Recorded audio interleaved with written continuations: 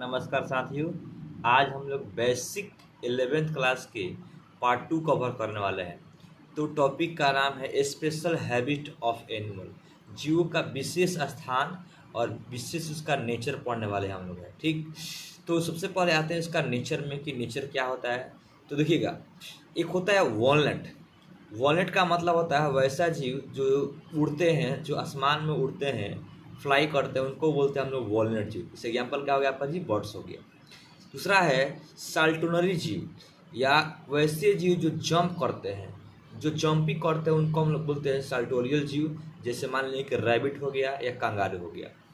Third है कुर्सोरियल जीव, मतलब वैसे जीव जो रनिंग करते हैं उनको बोलते हैं कुर्सोरियल जीव। जैसे आपका हॉर्स हो गया, ठीक है। आर्बोरियल मतलब वैसे जीव जो ट्री पर डवेल्स करते हैं, मतलब पेड़ पर जो चढ़ते हैं, उनको हम लोग बोलते हैं आर्बोरियल जीव। जैसे हो गया आपका मंकी हो गई यहाँ पर, ठीक। अच्छा, उसके बाद है क्रीपुस्कुलर जीव। जैसे मतलब कि वैसे जीव जो शाम के समय और भोर के समय दोनों में एक्टिव रहते हैं, उनको हम लोग बोलते हैं क्रीपुस्कुलर जीव। जैसे आपका मान लीजिए कि बर्ड्स हो गया, ठीक है। उसके बाद मधुमक्खी हो गया। मधुमक्खी ज़्यादातर भोर में मतलब एक्टिव रहती है। नोटोरियल जीव मतलब ऐसे जीव जो एक्टिव इन एक्वेटिक, जो जलीय आवास में एक्टिव रहते हैं, उसको बोलते हैं नोटोरियल जीव। यहाँ पर आपको हो गया आपका फिश, ठीक है। फोसोरियल जीव मतलब ऐसे जीव जो वोरो बनाकर रहते हैं, जो मांद बनाकर रहते हैं, उनको बोलते हैं फोसोरियल जीव। जैसे आपका टाइगर हो गया, लायन हो गया, ठीक है। कर्सोरियल जीव मतलब ऐसे जीव जो केव बनाकर बनाते हैं, जो गुफा बनाकर रहते हैं, उनको बोलते हैं कैंसोरियल जीव हो गया आपका, ठीक। अच्छा, उसके बाद है वास्पुरीन मतलब कि वैसे जीव जो केवल शाम के समय एक्टिव रहते हैं। जैसे मान लीजिए ग्रास हॉपर हो गया, जिसको मतलब टीडा बोलते हैं। टीडा जो रात जो इवनिंग टाइम में बोलता रहता है टी करके, उसको बोलते हैं ग्रासपर बोलते हैं। तो ये जो जीव होते हैं मतलब कि शाम के समय एक्टिव रहते हैं, ठीक है।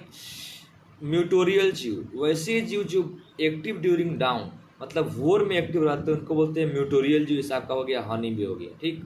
उसके बाद है हाइबरनेशन। देखिएगा, कुछ ऐसे जीव होते हैं, जैसे मान लीजिए पोलर बियर हो गया, ध्रुवीय भालू हो गया, वो 6 महीना सोते हैं, 6 महीना जागते हैं। तो उसको वो, और देखिएगा जो जीव 6 महीने तक सोते हैं, मतलब विंटर में मतलब स्लीप करते हैं, उनको बोलते हैं हाइबरनेशन। आज जो समर के टाइम में स्लीप करते हैं, उनको बोलते हैं एस्टिवेशन, ठीक है।